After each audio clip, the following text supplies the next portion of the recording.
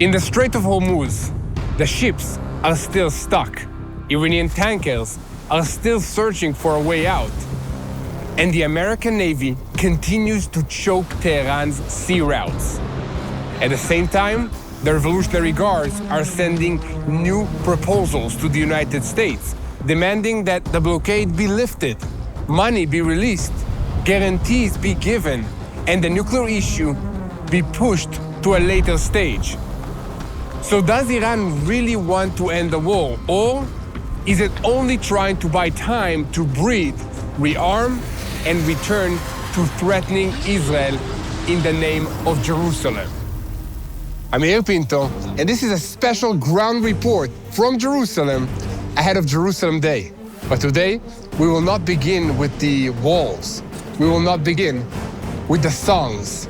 We will not begin with the beautiful images of the old city of Jerusalem. We will begin with the war that's happening right now. Because even today, as we stand here in Jerusalem, the city is not only a historic site, it is a target, it is a symbol, it is a tool of propaganda, and it still stands at the heart of the war that Iran and its proxies are waging against the state of Israel.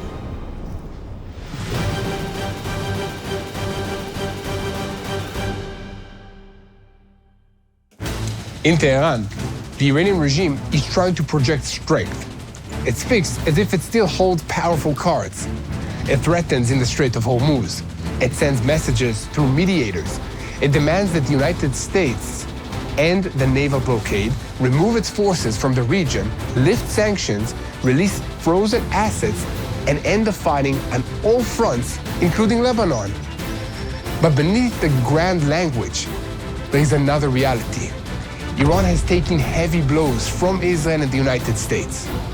Air defensive systems were hit. Military and industrial facilities were damaged. Missile and launch systems were worn down. Senior figures inside the Iranian system were eliminated. And today, the main pressure point is no longer only in the air. It is at the sea. The American blockade on Iran has become a weapon of war. Ships are being inspected. Routes are being blocked. Tankers are being forced to change course. Iranian oil remains stuck at sea. And when the oil does not leave, the money does not come in. And when the money does not come in, the Revolutionary Guards struggle to fund the system that they built around Israel. Hezbollah in Lebanon, Hamas in the Gaza Strip, the militias in Iraq, the Houthis in Yemen, all of them are part of the same axis. All of them live in one way or another. They live on Iranian money, Iranian weapons, Iranian training, and an Iranian worldview. And this is where we come to Jerusalem. Because when Iran speaks about Israel, it almost never speaks only about borders. It speaks about liberating Jerusalem. When Hezbollah talks about its war, it talks about the road to Jerusalem. When Hamas launches the October 7th attack, it did not call it the Gaza flood. It called it the Al-Aqsa flood. The question is why? Why would a terror organization from Gaza going out to slaughter Israeli civilians in the communities in the south of the country chose the name of a mosque in Jerusalem? Why does a Shia regime in Iran, hundreds of miles away from here, uses the Temple Mount again and again to justify terrorism? And why do Hezbollah in Lebanon, the Houthis in Yemen, the militias in Iraq, all return to the same symbol, Jerusalem? The answer is simple and difficult. Jerusalem is the emotional trigger of the Middle East. Whoever succeeds in convincing millions of people that Jerusalem is in danger can turn a political war into a religious war. He can turn terrorism into a mission. He can take a young man in Gaza, in Lebanon, Iraq, or Iran, and make him believe that he is not attacking civilians, he's defending Al-Aqsa Mosque. And this is one of the most dangerous lies in this region. For decades, the claim has been spread that Israel is planning to harm the mosques on the Temple Mount. That claim began already in the days of the Mufti Haj Amin al-Husseini in the 1920s and the 1930s. Since then, it has become a permanent tool in Palestinian, Arab, and Islamist discourse. But the facts tell a different story. In 1967, when Israel liberated the old city, it could have acted like other empires in history. Many conquerors in Jerusalem turned the houses of worship that those before them worshipped in into their own houses of worship. Muslims and Christians did this in different periods when the city passed from hand to hand. Israel did not do that. After the IDF entered the old city, Israel left the religious administration of the Temple Mount in the hands of the Muslim Waqf. Jews received access again to the Western Wall, but the State of Israel did not turn the Temple Mount into a Jewish prayer site. It did not destroy mosques. It did not close the holy places to Muslims. On the contrary, Israel established by law that the holy places would be protected and that freedom of access would be preserved for people of all religions. That's something that should never be taken for granted in the Middle East. Here in Jerusalem, Christians pray in the Church of the Holy Sepulchre. Just here, we just passed through it now. Muslims pray at the Al-Aqsa Mosque. Jews pray at the Western Wall. In one city, under Israeli sovereignty, 3 religions can reach their holy places. It is not perfect. It is very sensitive. It is tense. There are security restrictions. There are days when police must close certain areas in order to prevent violence. But the Israeli principle is clear. The holy places are not a tool for destruction. They are places that must be protected. And that's exactly what Israel's enemies try to hide. Because if they admit that Israel protects the holy places, their narrative becomes weaker. If they admit that Muslims pray on the Temple Mount under the Israeli sovereignty, the claim that Al-Aqsa is in danger begins to collapse. And if that claim collapses, it becomes harder to mobilize the masses for war. This is why Hamas calls it attacks on October 7, the Al-Aqsa flood. On the morning of October 7th, on Saturday, Shabbat, Simchat Torah, Hamas opened with heavy rocket barrages towards Israel, and under that fire, thousands of terrorists crossed into the Israeli territory across dozens of miles. They attacked IDF bases. They entered civilian communities. They murdered families. They massacred young people at the Nova Music Festival. They kidnapped civilians and soldiers into the Gaza Strip. But when Muhammad Def announced that this attack is taking place, he did not speak about living conditions in the Gaza Strip, humanitarian crisis. No, he did not speak about the local conflict. He connected the attack to Jerusalem, here, to Al-Aqsa, and to what he presented as a war to defend a holy place. It was a calculated manipulation. Hamas knew that the name Al-Aqsa could set the streets on fire. It knew that this name could travel through Telegram, through mosques, through social media, and through propaganda channels. It knew that this name could activate emotions far beyond the border of Gaza. And this is exactly what Iran has been doing for years. It does not only arm terrorist organizations, it gives them a story. It tells them that they are not merely an Iranian proxy. They are an army on the way to Jerusalem. It turns this city into a flag of war against Israel. But here, on these streets, the real story is completely different. Jerusalem is not a battle slogan of the Revolutionary Guards. Jerusalem is the city of King David. It is the city where Solomon built the temple. It is the place that Jews prayed towards for thousands of years. It is the city that Jews in exile spoke of this city when they said next year in Jerusalem. And for Christians, Jerusalem is the city where Jesus walked, taught, was crucified, and rose from the dead. Here are the holiest places for the Christian faith. Here, on these stones, the Bible and the New Testament are not distant ideas. They are a landscape. They are a road. They are a gate. They are a wall. And there are streets. And for Muslims, Jerusalem is also important. Al-Aqsa is the holy place for Islam. Israel knows that. Israel recognizes that. And that's why it allows Muslims to pray here. The problem is not prayer. The problem begins when a place of prayer is turned into a warehouse full of stones, fireworks, firebombs, incitement, and war. The problem is not religion. The problem is the exploitation of religion for terrorism. This must be said clearly. Not every Muslim is an enemy. Not everyone who prays at Al-Aqsa is an extremist. Millions of Muslims want to live, work, pray, and raise their families in peace.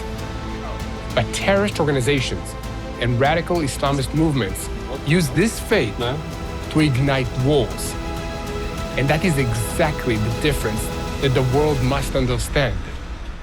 A new year has begun, and with it comes a renewed opportunity to make a real difference in the land of Israel. The Rebuild Israel campaign is back. And this Tu B'Shvat, we are planting something powerful, an apple orchard in Israel's north, near the border with Lebanon. But this isn't just about trees. It's about healing a wounded land. Every tree planted brings new strength. It creates jobs, restores agriculture, and sends a clear message. The people of Israel are not giving up. Your support makes this possible. Your donations go directly to planting these trees. Each tree is a symbol of hope, a symbol of faith, and your part in this mission leaves a lasting impact for generations to come. Plant a tree, restore the land, and build the future.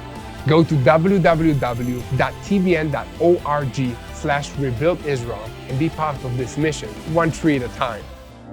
But before we continue, if you understand how important it is to bring the full picture from the ground, not just the headlines, but who's acting, how they're acting, where the threat is coming from, and what is really happening behind the scenes, help us continue and spread the truth. Like this report, share it with friends, with family, and with anyone who needs to understand the Middle East without filters, and also click the subscribe button so that you never miss another update of Boots on the Ground. Look for me, Yair Pinto, and Mati Shoshani on our social media platforms to see life behind the scenes here in Israel. Now, let's get back to 1967. Before the Six-Day War, Jerusalem was divided. West Jerusalem was in Israeli hands. The Old City, the Western Wall, and the Jewish Quarter were under Jordanian control. For 19 years, Jews could not reach the Western Wall. Synagogues in the Jewish Quarter were destroyed or desecrated. A broad line ran through the city. Walls, firing positions, fences, and military tension split Jerusalem in two. Then came the Six-Day War. Israel warned Jordan not to enter the wall, not to join. Jordan chose to open fire. Jerusalem was shelled. So Israel was forced to fight on this front as well. The battles were difficult. Israeli paratroopers advanced towards the old city of Jerusalem together with tank units. They entered through the Lion's Gate. And in one historic moment, a sentence that would be carved into Jewish history was heard over the radio. The Temple Mount is in our hands. That was not only a military sentence. It was a moment when an entire people returned to the place from which it had been torn away. Soldiers carried beside the Western Wall people who have not seen the holiest site in Judaism for nearly 2 decades suddenly stood before the stones. After 2,000 years of prayer and after 19 years of complete separation, Jerusalem was reunited. But the liberation did not turn Jerusalem into a city of revenge. It turned it into an open city. Israel did not expel the other religions from their holy places. It did not close the churches. It did not prevent Muslim prayer. It took a city that had once been divided and turned it into a city where in a single day you can see a Jew at the Western Wall, a Christian monk on the way to the Church of the Holy Sepulchre, and a Muslim family going up to pray on the Temple Mount. This is the Jerusalem that I know, that we know. A city of arguments, a city of tension, a city of history that does not let anybody rest, but also a city where every stone reminds us that the Jewish people did not arrive here yesterday. When we talk about the streets of the old city, we're not walking through a museum. Living testimony, Jaffa Gate, the Jewish Quarter, the Spice Market, Lions Gate, the Hulda Steps, the Western Wall. Every place in this area connects past and present. Here, David established his capital. Here, Solomon built a temple. Here, pilgrims came up. Here, the temples were destroyed. Here, prayers were born. Here, armies fought. And here, today, Israeli soldiers stand to make sure that this city does not fall again into the hands of those who want to turn it into an arena of a religious, spiritual war. And that brings us back to the present.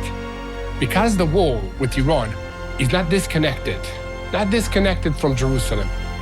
It is only a new chapter in the same story. Iran does not need to send tanks to the Lions Gate in order to threaten Jerusalem. It sends money to Hamas. It sends missiles to Hezbollah. It trains the Houthis in Yemen. It activates militias in Iraq. It tries to ignite Judea and Samaria. It uses the word Jerusalem to unite around itself different forces that sometimes do not even like one another. This is an axis of terror with one story.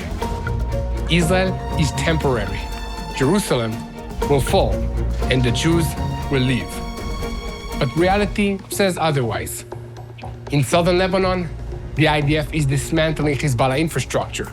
In Gaza, the IDF continues to uncover Hamas tunnels and weapons. At sea, the American Navy is choking Iran's money routes. And in Jerusalem, the people of Israel are still standing. We are still standing. Not as guests, not as foreign occupiers, as a people that return to our roots. And it's important to understand, our enemies are not fighting only against the Israeli policy. They are fighting against the very Jewish connection to this land. And that's why they deny the temple. That's why they try to erase the Jewish history from the Temple Mount. That's why they tell the world that Jerusalem was always theirs alone. That's why they rewrite maps, books, sermons, and slogans. Because if there is no Jewish history in Jerusalem, then there is no Jewish right to this city. But there is history. It is carved in stone. It is written in the Bible. It appears in archaeology. It lives in Jewish prayer. And it stands against every attempt to erase it. Jerusalem Day is not only a holy day about military victory. It is a day about memory. It is a day about responsibility. It is a day that reminds us that liberating a city is not the end of the story. Sometimes it is only the beginning of a mission to protect it, to explain it, to defend it, and to make sure that it remains a city where truth is stronger than propaganda. And that's why this episode begins in the Strait of Hormuz and ends here in Jerusalem. Because the same axis that is trying to choke global shipping, the same axis that is trying to ignite Lebanon and Gaza, the same axis that's trying to buy time for Iran's nuclear program, uses Jerusalem to give itself false holiness. But Jerusalem does not belong to the Revolutionary Guards. It does not belong to Hamas. It does not belong to Hezbollah. And it certainly does not belong to those who murder in the name of God. Jerusalem is a city of faith, a city of pain, a city of memory, a city of prayer, the city of David and Solomon, the city where Jesus walked, a city where three religions meet in one place, a city that can be difficult, but also holy in a way that cannot be explained from far away. And still, even on Jerusalem Day, we do not close our eyes. The war continues. Iran is still trying to buy time. Hamas is still trying to rebuild its strength. Hezbollah is still trying to hold on in the southern Lebanon area. And the world still needs to choose whether it understands the truth or surrenders to lies. Jerusalem was liberated in 1967, but the battle for the truth of Jerusalem is still being fought every single day. And if Israel's enemies still use the name of Jerusalem to justify terrorism, will the world finally understand that real peace begins when people stop lying about the holiest city of the Jewish people? So, keep spreading the truth. Follow us, and most importantly, don't forget to hit that subscribe button here on TBN Israel YouTube channel so that you'll never miss another update of Boots on the Ground. You can also look for us, Yair Pinto, Mati Shoshani, TBN, on our social media platforms to get the full picture. And the best thing that you can do in this situation is to unite in prayer. Remember, this is a spiritual war. It's all centered about faith. That's the reason why all these enemies want to launch attacks against us. So how do you fight a spiritual war? The only way that I know how to fight a spiritual war is by praying. So let's unite in prayer, that God will give wisdom to our leaders, that He will protect our soldiers, that He will give health, physically and mentally, to our children. And let's pray for the peace of Jerusalem, this city, all around me. And hopefully we'll see you here one day, very soon.